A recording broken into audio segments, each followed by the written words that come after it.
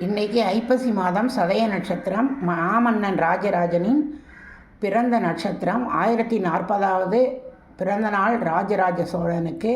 தஞ்சை தரணியிலே மிக வெகு சிறப்பாக நேற்றும் இன்றும் கருத்தரங்கம், கலை நிகழ்ச்சிகள் 1040 பேர் சேர்ந்த நாட்டியாஞ்சலி என்று சிறப்பாக கொண்டாடப்பட்டு வருகிறது.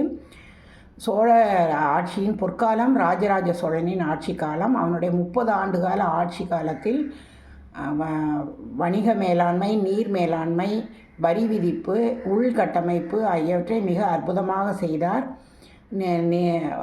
கால்வாய்களை வெட்டி நீர் மேலாண்மை செய்து விவசாயத்தை செழிக்க செய்தார். விளை நிலங்களை முறையாக அளவீடு செய்து நிலவரி விதித்தார். கோவில்களில் குவிந்திருந்த சொத்துக்களை முறையாக பராமரிக்க ஆணையங்கள் அமைத்தார். இன்றைய தமிழ் வரி வடிவத்தை கொண்டு வந்தவர்.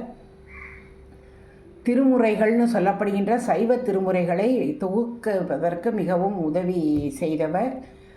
ஒப்பற்ற அரசனாக விளங்கியவர். எல்லாவற்றுக்கும் மேலாக 1000 ஆண்டு காலத்துக்கும் மேலாக நிலை பெற்று நிற்கும் தஞ்சை பெரிய கோயிலை கட்டிய மாமன்னர்.